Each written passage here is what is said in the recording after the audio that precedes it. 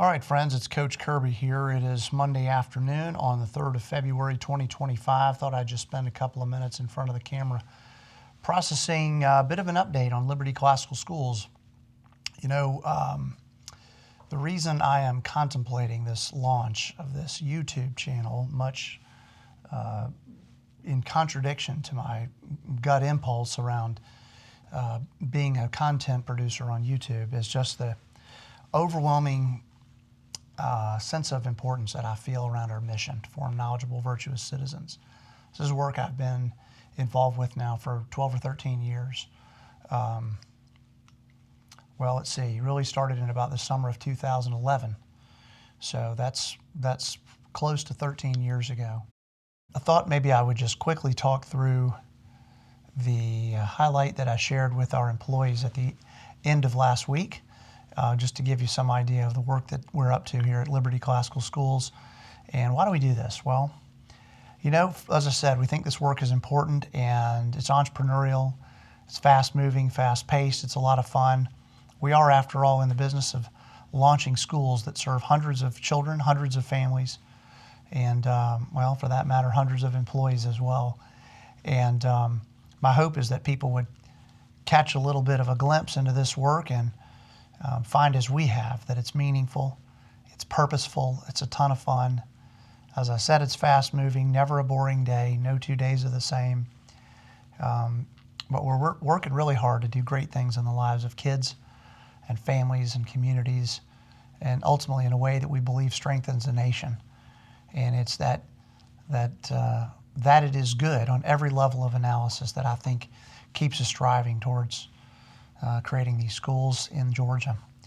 And here at Liberty Classical Schools, one of our ambitions is to make American classical education available to all Georgians, no matter where you live, no matter who you are, what your income level is, that we want to make this kind of highest and best form of education readily available. And that means a lot of work. It means finding facilities and earning political approvals and raising money and hiring people and training people and enrolling students and all the rest.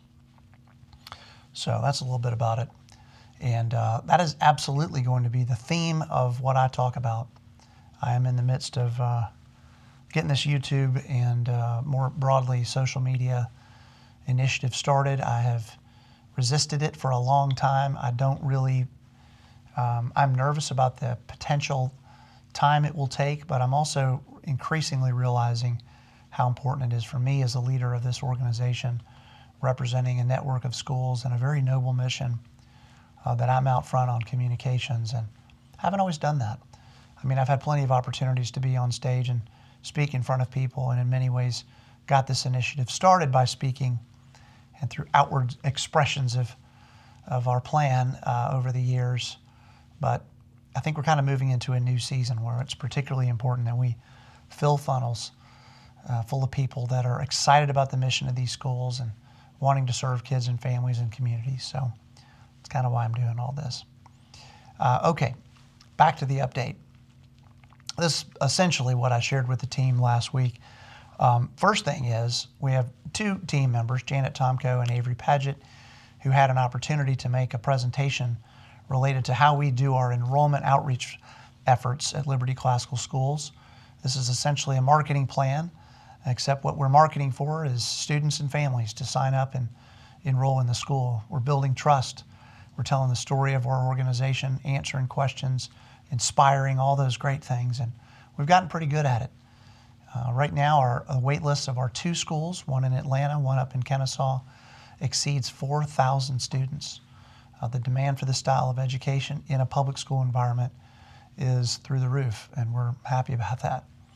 In any event, Janet and Avery had the opportunity to make a presentation to the members of the Georgia Charter Schools Association on a Zoom call, effectively, late last week. They did a great job with it, and I think have been invited to make that presentation again at an upcoming conference. And I just wanted to kind of applaud those ladies for their hard work and preparation and a very professional presentation. We have a wonderful service to sell, both from the perspective of students and families, also employees. And it's a lot of fun to talk about it, but they do a great job. So I wanted to call attention to that. Also wanted to celebrate that we had 3 successful board meetings in the last week or so. We have a bit of a complex governance structure, and we spend a lot of time reporting to governing boards. It's good from a perspective of the taxpayer. It means a lot of accountability, and that's a good thing. But it's a lot of work to pull all the reports and information together and make a coherent report to boards. And we do it every single month, but I wanted to congratulate the team for their hard work in pulling all that stuff together. I also applauded the efforts of our Dr. Matt Stone, who is our new schools director. He's working with our newest head of school. We've selected, after a very careful series of interviews, both with us and with our partners in Hillsdale College, a gentleman named Scott Carpenter, who will be the school leader of school number 3, Lord willing. That's the plan. He's moved himself here from Texas and is eager for his family to follow him and be with him here in Georgia as he gets the school started. They'll be moving here later this fiscal year, we are sure. And anyway, the big deal there is that Dr. Stone and Mr. Carpenter have put together some good plans for training for Scott, so that as he moves into launching a school with us, he's going to have lots of opportunity to spend time with our leaders and our teachers at our other schools, namely Atlanta Classical and Northwest Classical. And we want Scott to have plenty of autonomy to operate, but we're also going to surround him with a lot of services and support and structure and teamwork and systems, processes, software packages, you name it. He's going to have all types of support, and we just want him to know about that. And so we've got kind of a series of engagements that he'll have with our very best people at our 2 schools. We're going to pay them, by the way, to do some training with him. And it's just part of his onboarding and training with us. So I'm really proud, especially of Dr. Stone, for pulling all that together. I talked about a leadership retreat that our team did over a week ago. We, first of all, did a series of personality tests. I think they're called the PRISM assessment. And it evaluates each of our team members, all the members of our senior leadership team, and gives us a good look into how we manage, how we build trust with each other, how we engage with each other, how we have healthy conflict or not healthy conflict, and kind of what our general approach to problem solving is. And then we sat down with a consultant. Her name is Angela Bond. She's a super smart lady. We really enjoyed her. And she helped us to understand what all those things mean, and particularly how we relate together on the group. So it's cool to talk about group dynamics from the perspective of some science, and I think it was really eye-opening. I think one of the key insights that we found about the team, and there were many, but I think the biggest one that we all felt collectively was really important, is that some of us are external processors and some of us are internal processors. And I am of the external variety, and we have others that will hear of a particular problem or challenge, conflict, and need to think about it before they address it with the group. I am, for better or for worse, the type person who will hear of a problem and almost immediately my mouth starts moving. Not to say that I claim to have the answer right away, but I will just process through a problem and propose certain thoughts and ideas, sometimes solutions, orally, live, and in the moment. And others aren't so comfortable doing that. But anyway, it was just kind of a matter of team self-awareness that was useful. And so we talked a little bit about that as an update. Also, we celebrated that last week. The Atlanta Classicals basketball team had a great win on Friday night against a team they'd beat before, but I know our coach, Brian Franklin, had really geared up for this one, and our boys had to play their very best to win and hustle, and they did, and we were really proud of them. So we talked about that win. We're always doing our best to celebrate wins, you might notice. I talked a little bit about a couple of donor meetings that I had last week. They were very successful. Spent some time with a person I know very well and also a person I really didn't know very well, and was able to talk about our mission and talk about our fundraising initiatives. And, we are an organization that relies heavily on the gifts of others who similarly believe in our mission, believe on the impact we're trying to have on kids and families. And so, anyway, it's always great. It's a good week when I've spent time with donors, and it's not a good week when I haven't. So I do my best to keep my calendar full, to share the good news and encourage people to engage with us and support our efforts. through the giving of their resources and also their time and relationships. I can't stress how important those things are as well. Okay, I talked a little bit about an entrepreneurial fundraising seminar that I had the pleasure of attending last week. So Liberty Classical Schools are members of the Charter School Growth Fund. This means that we have been invited into their network and they provide financial support to us. The Charter School Growth Fund is the largest funder of charter schools in the country outside of the government. They're a philanthropic organization. They raise funds from other institutions, from very wealthy individuals, all types, and they really act as a clearinghouse, almost like a private equity firm for nonprofit charter schools. And they vet their schools and their networks very carefully, and then they issue grants for the purposes of launching and improving schools for the good of kids. And in any event, that has been the most wonderful relationship over the last year and a half, and we're very proud to be part of their group. And truly, this organization is helping us achieve things for kids that we would not be able to do without them. So we're very fortunate for that. And anyway, I attended a seminar. It's actually kind of a 5 or 6 part series. They've assembled a cohort of CEOs of networks across the country, and we come together in a facilitated series of seminars to talk about the importance of the CEO's role in fundraising. I'm feeling generally like I have a pretty good amount of experience in that regard, so I'm having an opportunity to contribute a little bit to the group, particularly with those members who've done no fundraising. But I'm also learning a lot, and it's we're just getting started, so we'll see. But so far, it's been a really good program, and I'm excited that I'm doing it. Always interested in learning more. Okay, let's see. We did have this was kind of a small thing, but big in another way. In this weekly update that I'm describing, we also celebrated a first-time meeting of a facilities management team. We call it the Facilities Project Kickoff Meeting. And this was an opportunity for myself, our CFO, our campus-level business manager, and our head of school of Atlanta Classical Academy to sit together, also our operations director at Atlanta Classical Academy, who's really going to be point on the project. And we just had a conversation about how we're going to manage the flow of purchase orders and contracts and payments and all that related to what's going to be a multi-million-dollar redevelopment project at Atlanta Classical that we hope to start in about another year and a half. But we're actually getting started with some things now that's causing some financial activity.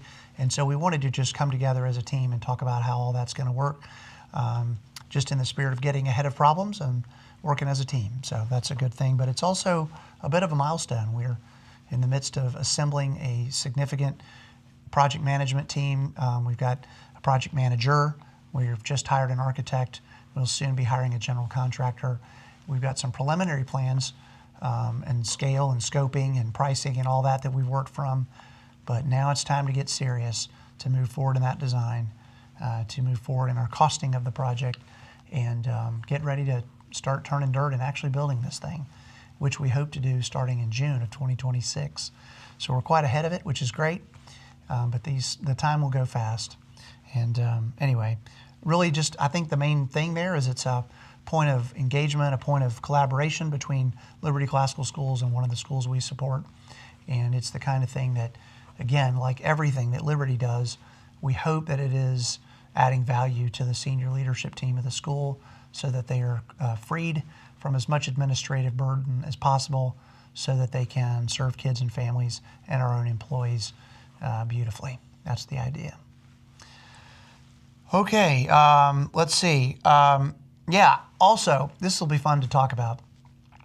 I also shared with the team how I mean myself and Rob Kelly, who's our chief of staff, attended a meeting last week. And I don't want to share too much detail, except to say that it was a coming together of a team of designers and developers of commercial real estate in Atlanta to address a request for a quotation or a request for qualifications, I think is the proper term, for an RFQ issued by, I'll say, a government entity.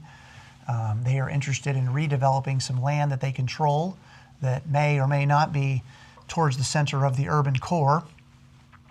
And so Rob and I had the opportunity to attend this meeting because one of the landowners in the region is hopeful that we may have an opportunity to plant a school in this area. And I think I'll talk about this at a later date when I can be a little bit more transparent. But I will just say that there was a gentleman at the meeting that I've known about for years. I've read about him in the newspaper for over 20 years. He's been very successful in business in Atlanta. And this was really the first business meeting I'd ever been with him. And so I was a bit starstruck and had high expectations, and I was not disappointed. So this gentleman is in his late 60s, so he's more than a decade older than I am, and respect him very much. I was so impressed with the way he handled the meeting and handled himself in some of his philosophical points of view to how Atlanta ought to develop, and just found a real kinship with this gentleman. He knows who I am, but probably just barely, and that's okay. We'll develop a relationship over time, I hope, and hopefully something good comes from this meeting. It was very preliminary, but hopefully an awesome opportunity for us to be part of an awesome project that will serve Atlanta. I will say one other thing about this gentleman, just because it's kind of fun. I did actually run into him in the Atlanta airport maybe 6 months ago, and he was with his family. I was with my family, and kind of cool to see somebody in that context when you've got little ones scurrying around trying to catch an airplane. It's a very stressful moment, as I'm sure I don't need to tell you if you've traveled with small kids.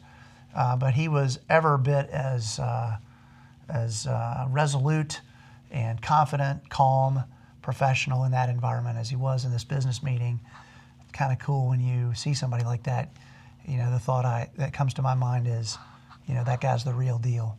So sorry to be so vague and not share names and stuff, but this was not a public meeting, and I was sort of tangentially invited, so I don't really feel like it's mine to talk openly about it, but maybe someday. So anyway, okay, moving on to kind of what we were forecasting for this week.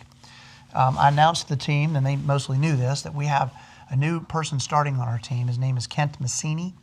Mr. Massini has worked with Northwest Classical for the last couple of years as its operations director, and we have hired him to Liberty. So he has been very successful in replacing himself with a very qualified person at Northwest Classical Academy.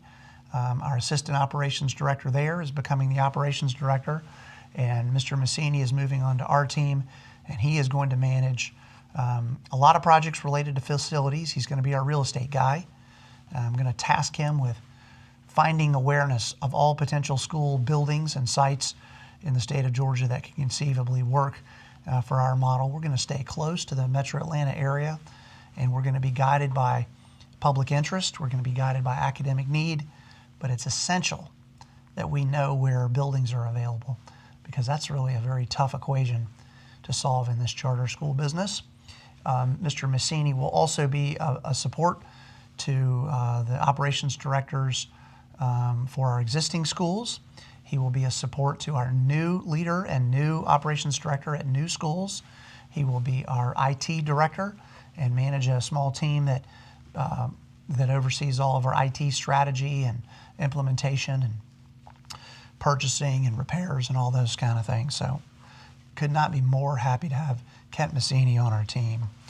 I told the team that I do have a couple of donor meetings this week, and as I said a few minutes ago, that's important. Anytime my calendar does not have donor meetings, that's not good. So we keep it full. And let's see, I've got a couple other little items here, but this has been long, so I think I'll move forward and just say that most of our efforts are turning towards the launching of our school number 3. We hope to launch a school in August of 2025. And so, we're really talking 8 months from now. We have a tremendous amount of work. We're very well positioned to do it. We are navigating a couple of different real estate solutions, and those are always challenging. We already have political approvals to open. Those we worked very hard for a couple of years ago, earned them last fall. That's a big deal. That really secures our funding. We have a leader in place. We are poised to start doing some hiring. We have already done some enrollment outreach and have hundreds of people interested in what we're doing, and I have no doubt that we're going to fill the schools. So that's a big deal. We've got to mobilize the Liberty team to develop a plan to open in August, and that's the game plan. And so we've got some moving parts around precisely where that's going to happen, and so I will reserve talking about that until a later date. But that's kind of the update. So I'm debating as to whether we'll share this online. Having spent 20 minutes or so talking to you, it would seem a little silly that we not share it. My team is very interested that our marketing is coherent and consistent and of a high quality, and I agree with all that, but I also agree that it is to our advantage that we start to build fans, and we're in the business of serving the public.